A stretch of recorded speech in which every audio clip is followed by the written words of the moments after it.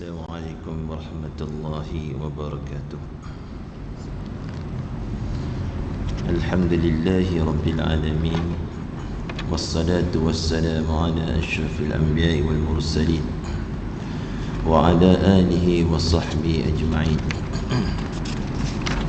قال رب اشرح لي صدري ويسر لي أمري واحلل عقدة من لساني يفقه قولي وسدد لساني واهد قلبي بحق محمد صلى الله عليه وسلم.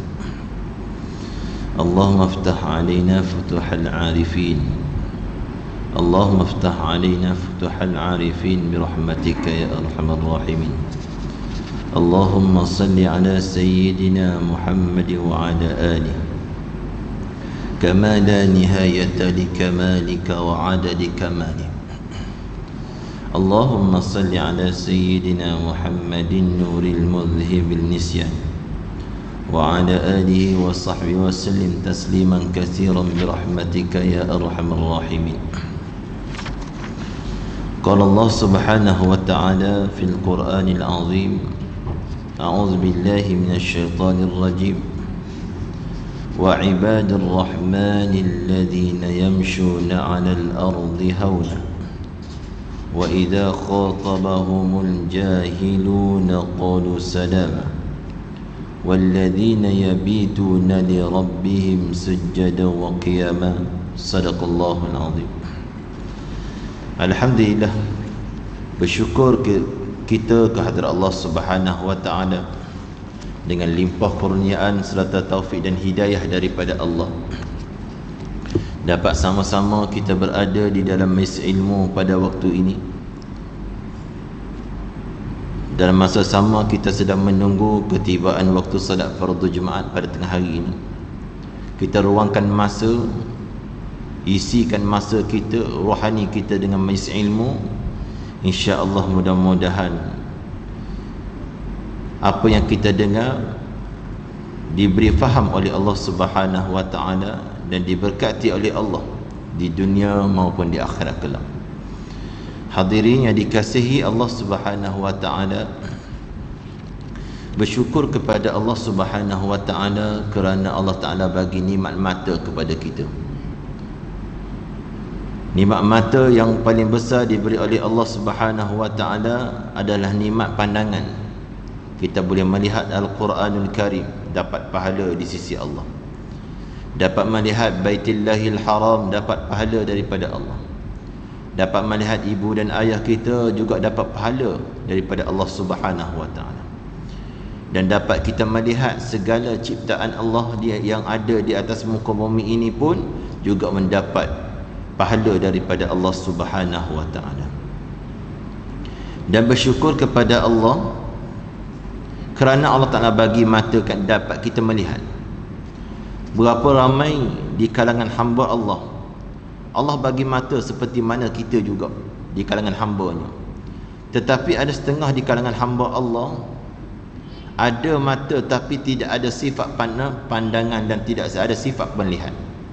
Dia tak boleh tengok. Walaupun mata sama ada dua biji seperti kita, tetapi mereka tak dapat dilihat, tak dapat melihat suasana alam dunia ini, dan mereka tak dapat mendengar, mereka tak dapat melihat ibu dan ayah, mereka tak dapat melihat segala-gala ciptaan Allah Subhanahu wa taala. Tetapi mereka tetap bersyukur kepada Allah kerana Allah Taala bagi sifat pendengar bagi seorang hamba tadi. Walaupun dia tak boleh melihat wajah ibu dan ayahnya, tetapi dia dapat mendengar suara ibu dan ayahnya. Walaupun dia tidak dapat melihat Baitullahil Haram, tetapi dia tetap melaksanakan ibadat kepada Allah Subhanahu wa taala. Walaupun dia tak dapat melihat Al-Quran, tetapi dia dapat mendengar Al-Quranul Karim melalui telinga yang diberi oleh Allah Subhanahu wa taala. Bersyukur kepada Allah, mata yang diberi oleh Allah Subhanahu wa taala akan dipertanggungjawab di hari kiamat. Kalau guna mata ikut perkara, ikut hawa nafsu kita, akan ditanya oleh Allah. Kalau guna mata apa yang disuruh oleh Allah, melihat apa yang disuruh oleh Allah, apa yang dibenarkan oleh Allah, maka ketika itu manusia akan mendapat kebahagiaan. Kalau tanya di akhirat nanti, mereka akan dapat menjawab, kerana mata yang diberi oleh Allah Subhanahu wa taala melihat perkara yang disuruh oleh Allah, bukan melihat perkara yang dilarang oleh Allah Subhanahu wa taala. Itu tanda orang bersyukur. Bila mana bersyukur dengan nikmat mata yang diberi oleh Allah, dia guna mata untuk kebaikan, guna mata untuk melihat ke benda yang dapat pahala daripada Allah. Inilah seorang hamba yang bijak, seorang hamba yang cerdik. Bila mana diberi pandangan mata oleh Allah Subhanahu wa taala, dia guna sebaik mungkin apa yang dikehendaki oleh Allah, apa yang dilarang oleh Allah dia tinggalkan. Inilah sebaik-baik manusia. Bila mana dapat nikmat mata, dia bersyukur. Dan begitu juga telinga. Bila mana Allah Ta'ala bagi telinga kepada kita, dapat mendengar. Berapa ramai di kalangan umat Islam, di kalangan hamba-hamba Allah di dunia ini, ramai diberi oleh Allah, semuanya diberi telinga oleh Allah Subhanahu wa taala, dua pasangan, kiri dan kanan. Tetapi ada di kalangan mereka hamba Allah, diberi telinga tapi tak dapat mendengar. Kita yang diberi telinga oleh Allah dapat mendengar, bersyukur kepada Allah. Bersyukur dan kepada Allah dengan mendengar perkara-perkara yang disuruh oleh Allah. Tinggalkan perkara-perkara yang kita dengar menyebabkan kita lalai kepada Allah Subhanahu wa taala. Sebab itu manusia yang bersyukur kepada Allah Subhanahu wa taala, dia akan guna telinga mengikut apa yang disuruh oleh Allah, apa yang tinggal apa yang dilarang oleh Allah Subhanahu wa taala. Itu tanda orang yang bersyukur kehadrat Allah Subhanahu wa taala. Begitu juga ketika mana Siti Aisyah radhiyallahu anha tanya Rasulullah, "Ya Rasulullah, kenapakah masih lagi kamu bangun di waktu malam ya Rasulullah, sedangkan kamu seorang Nabi, seorang Rasul, sehingga kamu laksanakan ibadat sehingga menjelang waktu subuh bekak kaki-kaki," kata isterinya yang tercinta. Maka ketika itu kata baginda Rasulullah sallallahu alaihi wasallam, "Wahai isteriku, salahkah aku nak menjadi orang bersyukur kepada Allah Subhanahu wa taala?" Sebab itu tuan-tuan hadirin yang dikasihi Allah Subhanahu wa taala, bersyukur kepada Allah bukan hanya sekadar ucapan terima kasih di bibir mulut, tetapi bersyukur kepada Allah buktikan dengan perbuatan kita, ibadat kita kepada Allah. Buktikan tangan kita melaksanakan ibadat kepada Allah, buktikan mata kita ibadat kepada Allah. Segala anggota yang diberi oleh Allah kepada kita, buktikan dengan ibadat. Mudah-mudahan semua itu bila mana kembali kepada Allah, kita akan mendapat menjawab pertanyaan yang Allah akan tanya nanti bila mana kita berhadapan dengan Allah Subhanahu wa taala di hari kiamat nanti. Kalaulah manusia itu melaksanakan perkara yang baik, perkara yang disuruh oleh Allah Subhanahu wa taala, maka dia akan mendapat pahala, mendapat nikmat daripada Allah Subhanahu wa taala. Nikmat di dunia dia mendapat, dia dapat, dan nikmat bila mana saat mana berada di alam barzakh pun dia dapat nikmat daripada Allah. Apatah lagi dia akan mendapat nikmat saat mana dia bangkit di hari kiamat nanti, juga mendapat balasan yang terbaik daripada Allah Subhanahu wa taala. Ini hadirin yang dikasihi Allah Subhanahu wa taala. Kata Imam Ghazali dalam kitab Ihya, dalam dan syarah mengenai api neraka jahanam, bagaimana neraka jahanam dinyalakan oleh Allah Subhanahu wa taala, sifat neraka jahanam dan juga huru-hara jahanam, neraka jahanam tadi, dan juga seksanya neraka tadi. Kita mohon kepada Allah supaya Allah Subhanahu wa taala jauhkan kita daripada mendekati diri kita daripada neraka Allah Subhanahu wa taala. Allah Subhanahu wa taala bukan menzalimi hamba. Bukan sengaja Allah melemparkan hamba ke dalam dasar neraka jahanam, tetapi oleh kerana hamba lah menzalimi diri hamba sendiri, maka ketika itu balasan yang akan diberi oleh Allah, yakni neraka Allah Subhanahu wa taala. Kalaulah azab Allah menipu atas seorang hamba tadi, maka datang sesiapa sekalipun tidak akan dapat menghalang azab Allah Subhanahu wa taala. Bila manusia itu ditakdirkan oleh Allah mengazabkan diri seorang hamba tadi, tak ada seorang boleh menghalang, tak ada seorang boleh mendinding, boleh bawa lari orang tersebut.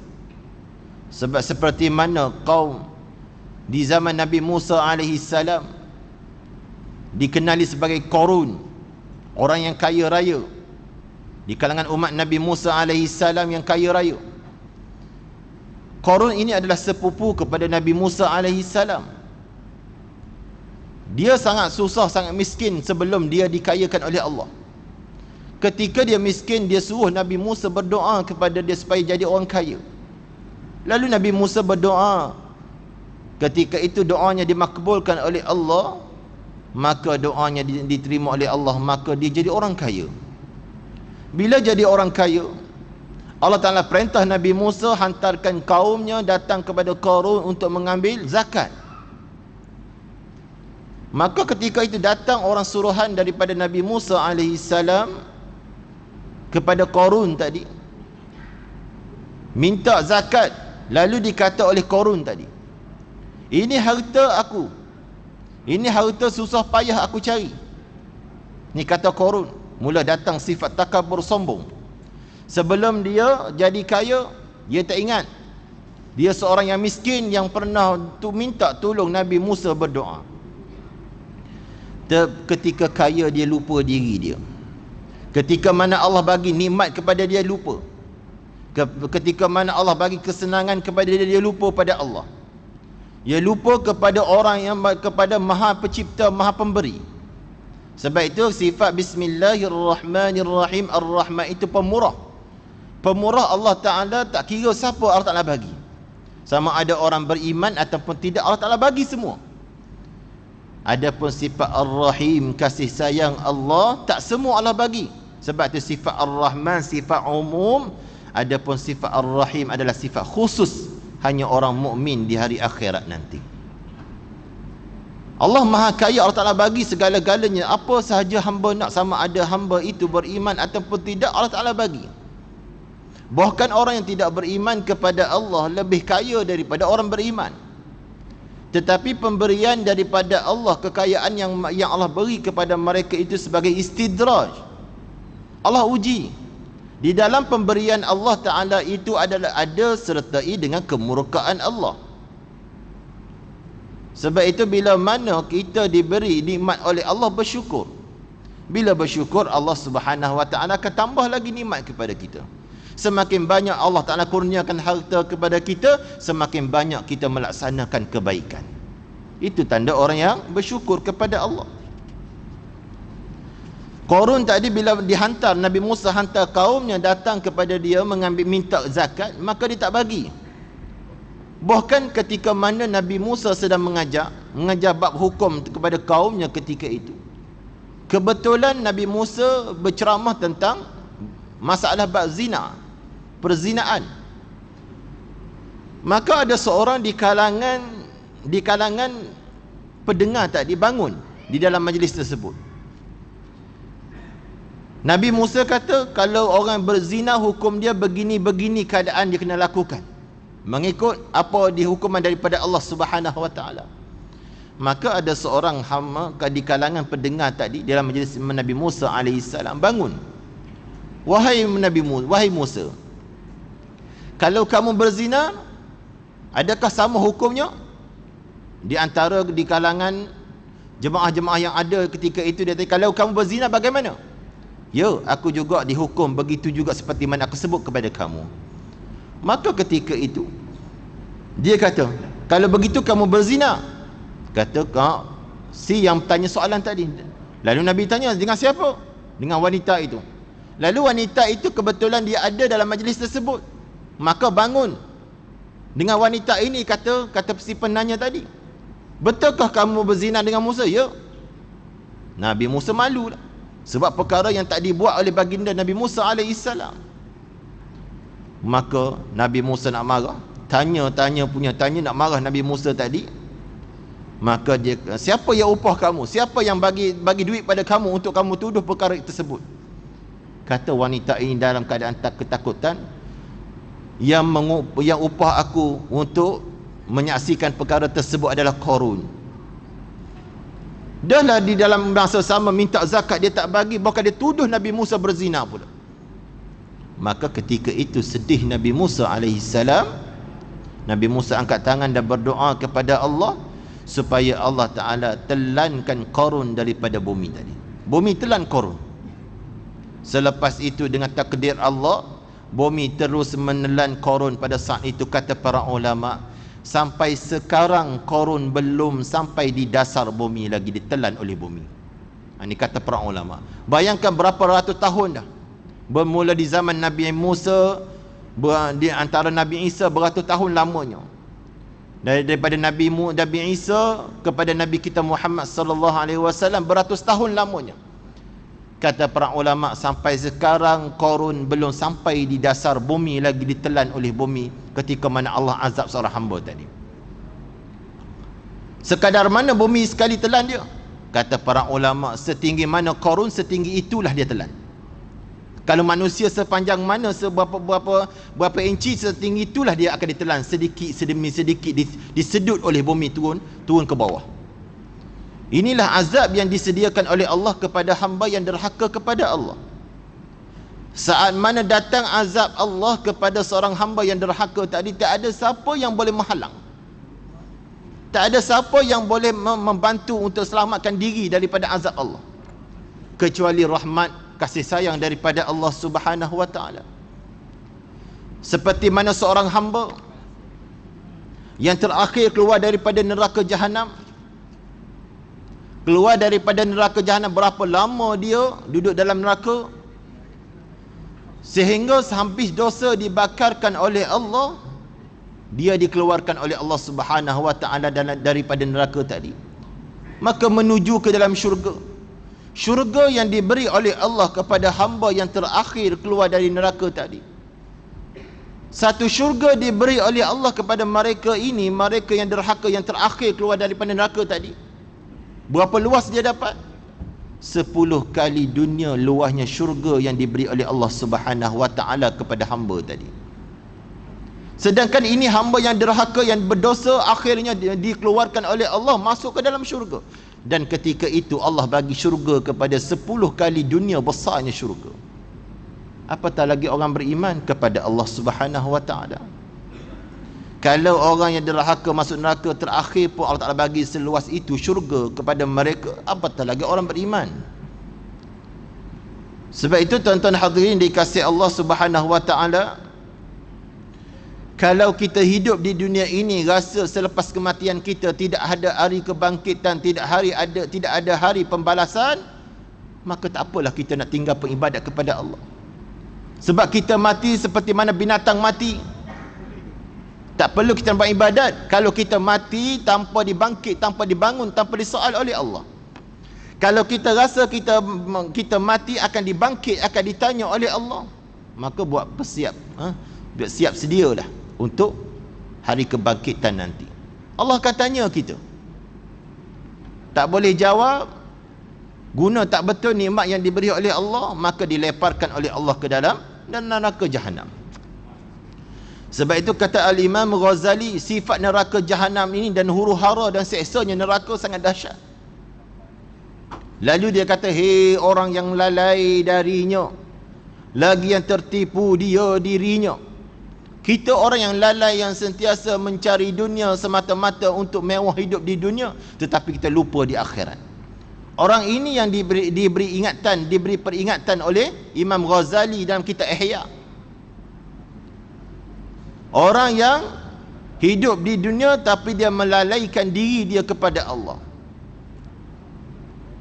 Allah di dunia, bila mana Allah Ta'ala bagi hidup di dunia, Allah bagi kekayaan kepada dia di dunia, maka dia guna kekayaan sebaik mungkin. Maka dia bukan di kalangan orang yang lalai, bukan orang yang kita boleh kategorikan dia orang yang sentiasa mengingati Allah Subhanahu wa ta'ala. Sebab itu setiap perbuatan kita ikhlas kerana Allah, pasti ada balasan yang diterima oleh Allah Subhanahu wa ta'ala. Seperti mana golongan kisah Ashabul Raqim. Cerita Ashabul Raqim, 3 orang pemuda keluar daripada rumah semata-mata mencari rezeki ikhlas kerana Allah. untuk nak beri makan kepada anak isteri di rumah dan ibu ayah di rumah. Bila mana dia keluar tadi, 3 orang pemuda keluar disebut, cerita ini ada sebut dalam kitab Dalilul Falihin, syarah kepada Riyadhus Salihin, dan juga dalam kitab Majmu' Salasa Rasa'i pun ada sebut. Kalau dalam kitab Dalilul Falihin jilid yang pertama sebut dalam syarah dia. Maka pemuda ini keluar daripada rumah tadi cari rezeki. Tiba-tiba tengah mencari rezeki, sedang mencari rezeki, hujan turun dengan lebat. Ini golongan Ashabur Raqim. Turun dengan lebat tadi, maka mereka saat mereka mencari rezeki dekat dengan gua. Bila dekat dengan gua tadi, bila hujan lebat, mereka kata, jom kita masuk ke dalam gua sekejap, supaya hujan reda, kita keluar kembali cari rezeki. Kata di kalangan pemuda-pemuda tadi, 3 orang tadi, oleh kerana hujan terlalu lebat sehingga nak mencari rezeki agak sukar ketika itu, dia pun masuk ke dalam gua tadi dengan harapan supaya hujan reda, boleh keluar nanti dapat cari rezeki kembali. Maka bila masuk mereka ke dalam gua, hujan semakin lama semakin lebat. Ditakdirkan Allah Subhanahu wa taala, jatuh seketul batu yang ada paling atas gua tadi, jatuh tertutup kena pada pintu gua tempat mereka masuk tadi. Bila masuk ke dalam gua tadi, tertutup pintu gua tadi, dalam keadaan gelap gelita, dalam keadaan tak boleh nak buat apa, tak mampu nak tolak, tak mampu, batu terlalu besar sangat. Lalu di kalangan mereka kata, ada tak di kalangan kita, cuba kita cek balik amalan yang paling ikhlas yang kita lakukan kerana Allah. Kalau ada, kita berdoa kepada Allah, mudah-mudahan Allah buka batu ini, pintu gua ini, supaya kita dapat keluar daripada gua tersebut. Maka mereka di kalangan pemuda tadi cek demi cek satu persatu antara satu sama lain. Orang yang pertama dia kata, aku ingat, dia kata, aku ada seorang pekerja. Pekerja aku ketika itu dia datang agak lewat. Orang datang paskat pukul 8 pagi, dia datang pukul 12 tengah hari. Bila datang lewat, aku denda kepada dia, denda supaya orang kerja pukul 8 sampai pukul 5 balik. Dia datang pukul 12, kena sampai waktu malam, tengah malam baru dia balik. Cukupkan masa jam tadi. Dia pun kerja dah, kerja sampai waktu malam, orang semua dah balik, dia kerja lagi, kerja hingga sampai waktu malam.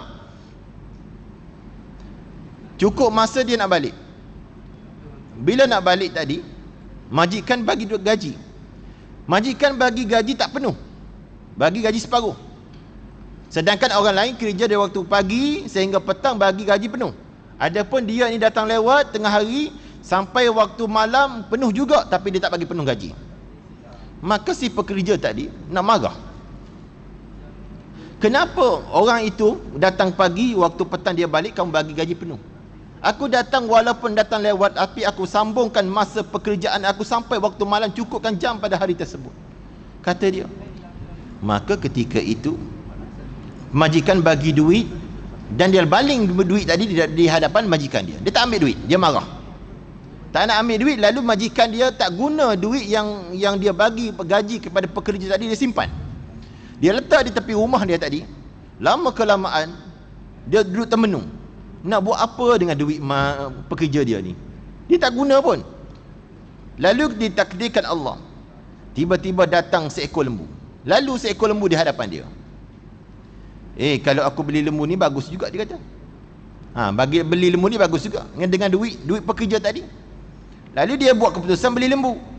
Beli lembu tadi, dia jaga, dia pelihara. Lembu ni maklumlah, semakin lama semakin banyak, semakin lama semakin berbiak lembu tadi. Bila banyak tadi, dia jaga sehingga beratus-ratus ekor lembu tadi, hasil duit daripada duit pekerja dia yang tak nak ambil tadi. Kita kalau pekerja tak nak ambil duit, alhamdulillah. Kalau kita kita syukur, Masya Allah, baiknya pekerja aku, rajin kerja tapi duit tak nak. Kalau kita, tetapi oleh kerana orang yang faham agama, dia duit tadi dia tak guna, walaupun dia tahu ini adalah titik peluh kepada pekerja dia, pasti wajib dia simpan duit tersebut. Maka dia beli lembu tadi, dia pelihara lembu tadi sehingga lembu beratusan ekor banyaknya. Bila dia pelihara lembu, Tiba-tiba datang seorang orang tua guna tongkat datang kepada dia. Lalu orang tua ni tanya, "Wahai tuan, kamu kenal tak aku?" "Aku tak kenal kamu. Aku datang kepada kamu, aku nak tuntut harta aku, ada gaji aku pada ketika berpuluh tahun dahulu." Dia kata, "Aku datang nak ambil gaji aku yang aku tinggal berapa puluh tahun dahulu, aku datang sekarang aku nak ambil gaji tersebut." Orang tua ni, sebab dah masalah dah berpuluh-puluh tahun dah, lama je. Maka kata dia ingat. Jadi majikan dia ingat cerita tersebut. "Oh, kamu adalah yang baling duit dulu?" "Ya, akulah. Sekarang ini umur aku sudah menjangkau tua dah dia. Umur dah sangat tua dah. Aku memerlukan bantu duit itu untuk aku makan secara hidup, untuk hidup buat sementara waktu ini." Lalu dia kata, "Wahai hamba Allah, ambillah lembu ini." Yang pelihara lembu tadi kata, "Ambillah lembu ini." Lalu si yang datang tadi, yang minta duit tadi, dia marah. "Kamu janganlah bergurau senda dengan aku. Aku datang minta duit, bukan minta lembu." Dia kata, "Aku minta duit." "Ya, daripada duit kamu itu aku beli lembu. Inilah hasil duit kamu ini, sebanyak inilah, semua itu adalah lembu kamu," kata dia. Dia pun serah lembu itu kepada si yang punya hak harta tadi. Semua dia bagi, tanpa seekor lembu pun dia tak ambil. Dia bagi keikhlas kerana Allah, dia jaga ikhlas kerana Allah. Maka ketika itu dia kata, "Ya Allah, kalaulah perkara yang aku buat itu ikhlas kerana-Mu ya Allah, maka bukalah pintu gua ini ya Allah." Maka terbuka sedikit pintu gua daripada gua tadi. Maka orang yang kedua,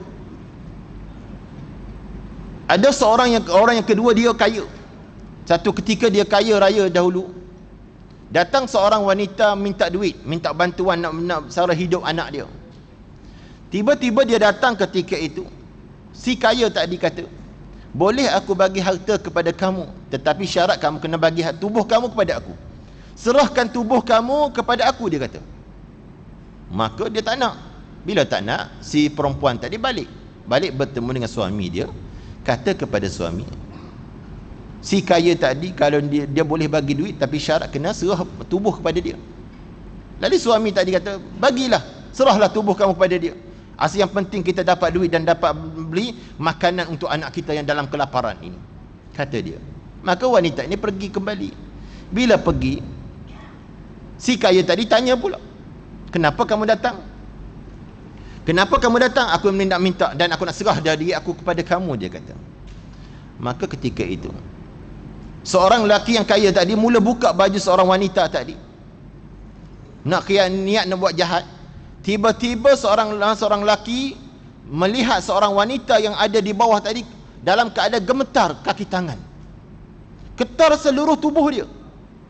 Maka saat itu si kaya tanya, "Kenapa kamu takut ke?" "Aku takut kepada Allah." Seorang wanita ini jawab, "Aku takut kepada Allah." Saat si kaya tadi mendengar wanita kata, "Aku takut kepada Allah," maka si kaya kata, "Kamu yang miskin ingat kepada Allah. Apakah aku ini orang yang kaya lupa kepada Allah? Malangnya hidup diberi kurnia oleh Allah tapi lupa kepada Allah. Sedangkan kamu yang miskin sentiasa ingat Allah. Aku yang kaya dikurniakan harta yang banyak tapi aku lupa kepada Allah, bahkan ikut hawa nafsu apa kehendak aku nak."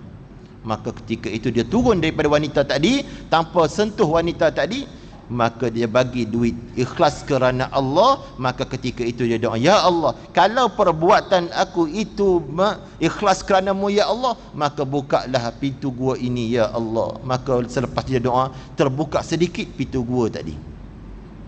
Maka orang ketiga dia pelihara kambing banyak. Kerja dia waktu pagi sampai waktu petang, dia jaga kambing. Selepas dia balik, dia akan 3 kali sehari dia akan balik, waktu pagi, waktu tengah hari dan juga waktu petang. Dia bawa balik susu untuk bagi minum kepada ibu dan ayahnya yang sudah tua. Waktu pagi dia akan perah susu kambing tadi, bawa balik bagi tuan ayah dan ibu dia minum. Tengah hari pun sama. Pada satu hari ditakdirkan ketika mana pada hari tersebut hujan terlalu lebat. Ketika itu dia tak boleh nak balik. Waktu pagi dia tak boleh nak balik, waktu tengah hari dia tak boleh balik, waktu petang tak boleh balik. Sehingga hujan berhenti pada waktu malam. Tiba-tiba dia balik, bawa susu perahan tadi, bawa balik ke rumah dia. Dia tak bagi minum kepada isteri dan anak-anak dia. Dia pergi ke rumah ibu dan ayah dia, pergi tengok. Dalam masa yang sama, dia tengok sampai ke rumah ibu dan ayahnya. Ketika itu dia sedang melihat ayah dan ibu sedang tidur. Dia tak kejut ibu dia untuk bangun minum susu tadi. Maka dia tunggu di hadapan pintu bilik ibu dan ayah dia. Sehingga menjelang waktu pagi dia tak tidur, sedang peluk susu kambing yang ada pada dalam cawan di dada dia. Maka setelah ibu dia bangun di waktu pagi melihat seorang anak tadi. Jadi seorang lelaki tadi bagi minum kepada ibu dan ayahnya, baru dia bagi minum kepada isteri dan anaknya kat rumah. Maka perbuatan dia menghormati ibunya, menghormati ayahnya, sehingga ibunya, ayahnya tidur sekalipun dia tak mampu, dia tak rela nak mengejutkan ibu dan ayah saat dia tidur. Maka ketika itu dia tunggu ibu dia dengan ikhlas hati kerana Allah, sampai waktu pagi dia baru bagi minum kepada ibunya dan ayahnya. Maka kata dia, ya Allah, kalaulah perbuatan itu ikhlas kerana-Mu ya Allah, maka bukalah pintu gua ini ya Allah. Maka terbuka seluruh pintu gua, maka keluar mereka daripada gua tersebut. Sebab itu tuan-tuan, kita buat apa sahaja kebaikan, jangan tunggu hari kesempitan. Bila mana kita susah, bila mana kita dalam kesempitan, sebelum ini kita pernah melakukan kebaikan, kebaikan itu akan datang membantu kita bila saat kita memerlukan bantuan tadi. Sebab itu tuan-tuan, berdoa kepada Allah Subhanahu wa taala, beribadat kepada Allah kerana ikhlas kerana Allah, Allah Subhanahu wa taala akan beri kebaikan kepada kita dunia dan juga akhirat. Itu dinamakan sebagai tawassul. Hukum bertawassul adalah sunat. Sunat hukum bertawassul adalah sunat. Sebab itu tuan-tuan hadirin dikasihi Allah Subhanahu wa taala, banyakkan berdoa kepada Allah, mudah-mudahan Allah Subhanahu wa taala ampunkan dosa kita dari di dunia dan juga di akhirat nanti tuan-tuan. Apatah lagi berada di alam barzakh, alam yang tidak ada bantuan daripada manusia kecuali amalan kita akan datang membantu kita. Bila saat kita dibangkitkan oleh Allah, tidak ada orang yang memberi bantuan kepada kita kecuali Allah dan Rasul akan datang bantu kita. Syarat nak dapat bantuan daripada Allah dan Rasul, ikutlah apa yang disuruh oleh Allah, tinggal apa yang dilarang oleh Allah. Insya-Allah kita akan mendapat keredaan Allah di dunia dan juga di akhirat nanti. Hadirin dikasihi Allah Subhanahu wa taala, saya rasa sekadar itu untuk perkongsian pada tengah hari ini tuan-tuan. Mudah-mudahan apa yang disampaikan dapat kita manfaatkan bersama. Gunalah sebaik mungkin. Mudah-mudahan Allah Subhanahu wa taala redha hidup kita di dunia dan redha hidup kita di akhirat nanti. Bila mana seorang hamba tadi dapat redha Allah, maka dia akan mendapat kebahagiaan dunia, mendapat kebahagiaan dan juga di akhirat juga mendapat kebahagiaan. Saya sudahi, wabillahi taufiq wal hidayah. Assalamualaikum warahmatullahi wabarakatuh. Bismillahirrahmanirrahim. Alhamdulillahi rabbil alamin, wassalatu wassalamu ala asyrafil anbiya'i wal mursalin wa ala alihi wa sahbihi ajmain.